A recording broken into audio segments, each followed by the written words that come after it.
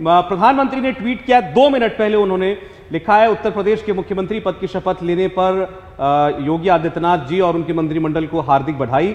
पिछले 5 वर्षों में राज्य की विकास यात्रा ने कई अहम पड़ाव तय किए हैं और मुझे विश्वास है कि आपके नेतृत्व में प्रदेश जन आकांक्षाओं को पूरा करते हुए प्रगति का एक और नया अध्याय लिखेगा। और इसके साथ उन्होंने कुछ तस्वीरें जो हैं वो भी डाली हैं, मंच की तस्वीरें, शपथ ग्रहण की तस्वीरें, योगी आदित्यनाथ के साथ तस्वीर और उस मैदान की तस्वीर जिसके बारे में आज तंज कसा है अखिलेश यादव ने कि बधाई, सपा के बनाए स्टेडियम में योगी सरकार ने शपथ ली। वो तो आपको आज भी ताना मार रहे हैं राकेश जी।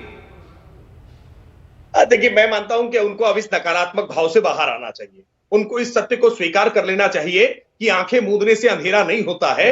ये सत्य स्वीकार कर लेना चाहिए कि उत्तर प्रदेश में उनका जो नकारात्मक पॉलिटिक्स थी उसको उत्तर प्रदेश की जनता ने खारिज किया है और भारतीय जनता पार्टी जिस सकारात्मक अभियान के साथ, जिस विकास और सुशासन की बातें करके हम आगे आए थे, जिस स्ट्रॉन्ग कानून व्यवस्था की बात हम कर रहे थे, जनता ने उसको स्वीकार किया है। आज जब आप शपथ ग्रहण देख रहे होंगे अटल बिहारी वाजपेयी गाना स्टेडियम में, तो आप देखेंगे कि बैकड्रॉप पे एक स्लोगन हमारा लिखा था, हम निकल पड़े हैं प्रण करके नए भारत के लिए, नया उत्तर प्रदेश बनाने को। ये शपथ थी सुशासन की, ये शपथ है सुरक्षा की, ये शपथ है राष्ट्रवाद की, ये शपथ जिस तरह से आज ली गई है उत्तर प्रदेश के उत्तरोत्तर विकास की। मैं मानता हूं इसको सकारात्मक भाव में देखने की आवश्यकता थी और हम अपेक्षा करते हैं कि जो विपक्षी दल है, विशेष करके समाजवादी पार्टी जिसको विपक्ष की भूमिका जनता ने सौंपी है, वो उत्तर प्रदेश के विकास में अपनी सकारात्मक भूमिका निभाए। जहां कुछ उसे कमियां खामियां दिखती हैं, वो उसको निश्चित तौर पर वो अपनी कमियों खामियों को उजागर करे। हम लोकतांत्रिक तरीके से किसी भी निकाली गई कमी को हम शर्माते स्वीकार करेंगे। अगर कुछ इंट्रोस्पेक्ट करना होगा, कुछ करेक्शन करना होगा तो हम उसको भी करेंगे,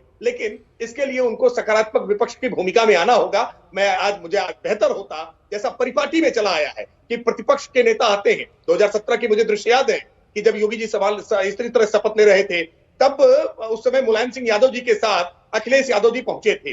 मुलायम सिंह जी की उपस्थिति में अखिलेश यादव जी ने इस शपथ ग्रहण के साक्षी बने थे, लेकिन न जाने क्यों शायद इस बार उनका मन अब तक ठीक नहीं हो पाया है, इस सत्य को अब तक स्वीकार नहीं कर पाए हैं और इसलिए अभी भी ये मिनीमेक निकाल रहे हैं। मैं जरा एक बार पूछता हूं, आपने जो भी बात कही, जो शब्द इस्तेमाल किए, रोहन से पूछता हूं, आप सहमत हैं कि ये ऐसा तंज कहना कि मेरे बनाए स्टेडियम में आप शपथ ले रहे हैं, यहां ना आना एक नेगेटिविटी दिखाता है, एक नॉन एक्सेप्टेंस है अभी भी अंदर कि मैं 2 टर्म नहीं हूं चीफ मिनिस्टर? बिल्कुल नहीं, राकेश जी मेरे बड़े अच्छे मित्र हैं और मुलाकात भी होती रहती है इन 5 सालों में। मगर मैं ये कहूँगा राकेश जी, जहाँ तक डेवलपमेंट का सवाल है तो आपने भी 341 किलोमीटर पूर्वांचल एक्सप्रेस वे बनाया है, तो उन्होंने अगर इकाना बना दिया या पुलिस सामने पुलिस सिग्नेचर बिल्डिंग बनाई है तो मुझे लगता है वो क्रेडिट तो उनको देना चाहिए हमें। ये ज़रूर बात है कि आप लोगों ने डेवलपमेंट 32 मेडिकल कॉलेज लाए और वो लाए, पूर्वांचल इतना बड़ा एक्सप्रेस वे आपने बना दिया, बुंदेलखंड में बना दिया, पर मुझे लगता है कि वो क्रेडिट तो हमें अखिलेश जी को देना ही चाहिए। वो क्रेडिट तो नहीं ले सकते हम उनसे, 5 साल पुराना जो उनका काम था। ये ज़रूर है कि जिस तरीके से आपकी सरकार जिस गुड गवर्नेंस पे वापस आई है, एडमिनिस्ट्रेशन पे वापस आई है, उसका तो कोई मुकाबला आज की डेट में किसी और सरकार से नहीं हो सकता, क्योंकि जिस तरीके से गुंडाई थी, रोज़ 360 से 400 रेप केसेस आया करते थे एक सरकार में, वो ज़रूर कंट्रोल हुए हैं। बट मुझे लगता है कि क्रेडिट वॉर में अगर अखिलेश पढ़ रहे हैं तो वो क्रेडिट तो उनकी तरफ जाएगा। नहीं, दिक्कत यह है कि कोई किसी और के काम का क्रेडिट ना ले। वो इन पर ये आरोप लगाते हैं और ये कहते हैं कि तो ब्रह्मांड की और सृष्टि की रचना जब हुई होगी तो वो भी उनसे पहले वो ब्रह्मा जी ने नहीं, उन्होंने की होगी। मुझे लगता है कि ये जो क्रेडिट लेने की होड़ है, अब जैसे अखिलेश यादव जी ने कह दिया कि भाई हमारी सरकार ने काशी विश्वनाथ धाम का वो ड्राफ्ट तैयार किया था, तो भैया क्यों नहीं बनाया? अगर उनकी सरकार इतनी ही सतर्क थी तो क्यों नहीं जो विकास के काम थे उसको एक ही क्षेत्र में क्यों सीमित रखा? आखिर बिजली की जो सप्लाई थी वो क्यों सैफई, इटावा, मैनपुरी के अलावा और जगह नहीं हो पाती थी? क्यों कुछ लोग ऐसी गुंडागर्दी करते थे उसके बावजूद सरकार को नहीं दिखता था? मुझे लगता है कि जब आप क्रेडिट की लड़ाई लेते हैं तो इस देश में अगर सबसे बड़ा और रिफॉर्म के साथ एक साथ अगर सबसे बड़ा काम किसी सरकार ने किया तो अटल बिहारी वाजपेयी की सरकार थी। शाइनिंग इंडिया का नारा उन्होंने दिया, उस वक्त फेल हो गया। 10 साल तक यूपीए की सरकार रही जिसके प्रधानमंत्री थे वो मुख्य वित्त मंत्री के तौर पर रिफॉर्मिस्ट लीडर के तौर पर जाने जाते थे और बाद में वो सोशलिस्ट लीडर हो गए। तो सवाल ये कि क्रेडिट की होड़ नहीं हो सकती है, से इसको उसको मिलेगा जो उस वक्त काम करता हुआ दिखेगा। और आज की तारीख में योगी आदित्यनाथ उत्तर प्रदेश के मुख्यमंत्री हैं, पूर्व मुख्यमंत्री हैं अखिलेश यादव, उनको ये सच स्वीकार करना होगा, तभी आगे की राजनीति कर पाएंगे। अब अगर सौरभ एक बात जरूर मैं कहूंगा कि क्रेडिट वॉर में, अगर मैं क्रेडिट वॉर में पढ़ना चाहूं ना, तो ये बात बिल्कुल सही है कि काशी विश्वनाथ हो, अयोध्या हो या मथुरा हो, जो जिस प्रदेश में इतनी मेजोरिटी पॉपुलेशन हो, इन तीनों स्थानों पे, दिव्य स्थानों पे कभी उतना काम नहीं किया अखिलेश यादव की या मायावती सरकार ने जितना योगी आदित्यनाथ ने कर दिया। और मैटर ऑफ फेथ की जहां पे बात आती है, मुझे लगता है कि इस बात को तो गर्व हर प्रदेश के नागरिक को होना चाहिए कि जिस तरीके से अयोध्या की आज देवनगरी में आप सरयू नदी के जाके तट पे जाके आप घाट पे जाके बैठ सकते हैं और सेफली बैठ सकते हैं, चाहे वो बनारस का दशाश्वमेध हो या मथुरा की कृष्ण जन्मभूमि हो। नहीं, ये बात आपकी बिल्कुल ठीक है और ये सारी चीजों ने मिलकर ही बीजेपी को इतनी बड़ी जीत दिलाई है और जाहिर है कि इनके काम पर और इन पर विश्वास है, तभी जनता ने इनको आशीर्वाद दिया है। लेकिन आप ये तो मानते हैं त्रिपाठी जी, पीछे की छोड़े आगे की बात करते हैं, अखिलेश यादव ने आपको अब अगले 5 साल तक आपकी गिन गिन कर कमियां निकालने का मन बना लिया है। अब उन्होंने आजमगढ़ त्याग दिया है, अब वो करल के विधायक के तौर पर रहेंगे विधानसभा में, तब आपको सवाल पूछेंगे।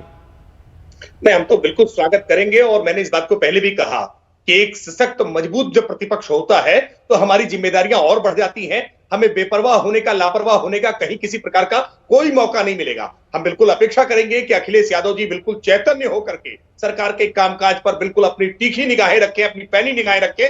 लेकिन संकट है, उनका जो ट्रैक रिकॉर्ड है वो ऐसा करता हुआ दिखता नहीं है। आज का दिन आलोचनाओं का नहीं है, लेकिन ये बात मैं जरूर याद दिलाऊंगा कि कैसे मुलायम सिंह यादव जी ने अपने परिश्रम से समाजवादी पार्टी को खड़ा किया था। जब समाजवादी पार्टी मुलायम सिंह यादव जी के नेतृत्व में थी तो कर्नाटक में इनके विधायक जीत रहे थे, मध्य प्रदेश में इनके विधायक जीत रहे थे, बिहार में इनके विधायक जीत रहे थे। समाजवादी पार्टी का विस्तार हो रहा था और उनका सपना था कि समाजवादी पार्टी को राष्ट्रीय फलक पे लाया जाए, एक राष्ट्रीय दल बनाए। लेकिन जब से अखिलेश यादव जी ने पार्टी को कब्जा कर लिया, तब से लगातार समाजवादी पार्टी का पराभव हुआ है। एक के बाद एक समाजवादी पार्टी चुनाव हारती गई है और अब लोकसभा की सीट छोड़कर के वो विधानसभा तक आए हैं। आगे वाले आने वाले चुनाव में अगर वो अपनी पद्धतियों में परिवर्तन नहीं करेंगे, इसी प्रकार से समाजवादी पार्टी को लेकर के चलेंगे, तो वो निकाय तक जाएंगे, पंचायत के चुनाव तक जाएंगे, उनकी स्थिति यहीं तक सीमित हो जाएगी। मैं उनको ये थोड़ा सा अन्याय है।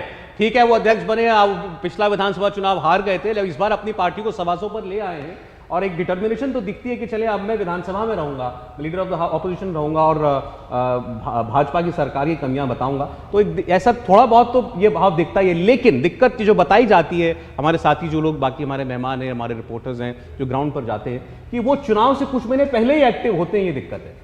जी हाँ, देखिए, जब 2012 में अखिलेश यादव मुख्यमंत्री बने, बहुत बड़ा मौका उनको मिला था, बहुमत की सरकार बनी थी, यंग मुख्यमंत्री थे।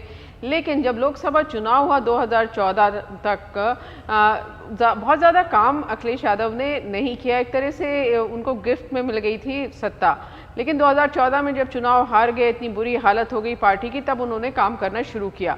फिर 2017 में चुनाव जब हार गए विधानसभा का, तो फिर अखिलेश यादव के ऊपर ये आरोप लगे कि वो एक्टिव नहीं थे और इन आरोपों में सच्चाई भी है। अभी आप देखेंगे, जैसे 2022 का जो चुनाव था, आप 2021 में सितंबर के पहले अगर आप चीज़ों को देखेंगे तो आपको अखिलेश यादव कहीं मेहनत करते हुए, कहीं कुछ काम करते हुए नहीं दिखाई देते थे।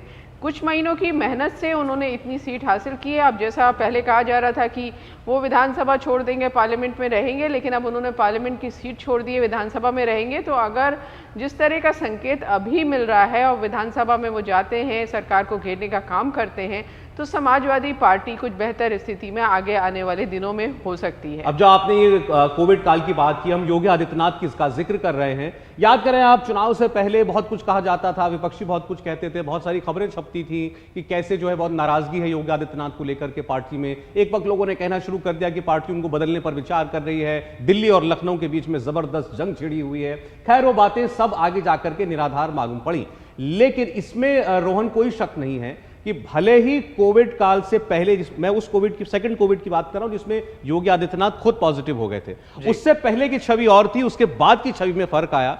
और जब लोगों ने देखा कि ये बीमार होने के बाद गांव-गांव गए, घूमे और छवि बनी, एक व्यक्ति है जो कोरोना से नहीं डर रहा है, बीमार होने के बावजूद घरों में जा रहा है और मेहनत करने में जिसका कोई मुकाबला नहीं। बिल्कुल। नहीं सौरभ, देखिए अगर मैं योगी आदित्यनाथ के कार्यकाल की बात करूं, लोकसभा चुनाव क्योंकि बीच में आ गए थे और जिस तरीके के नरेंद्र मोदी की छवि है, ज़्यादातर जो चुनाव होते हैं उन्हीं को केंद्र मान के चुनाव होते हैं भाजपा के। लेकिन 2022 का जो चुनाव था, मैं आपको पहले भी बता चुका हूं कि ये एक ऐसा चुनाव था जहां पे मोदी कम और योगी की जो छवि थी वो ज़्यादा उठ के आई थी इस चुनाव में। इंडिया टीवी हर वक्त हर जगह डाउनलोड करने के लिए सर्च करें India TV news Google play store या ऐप स्टोर पर।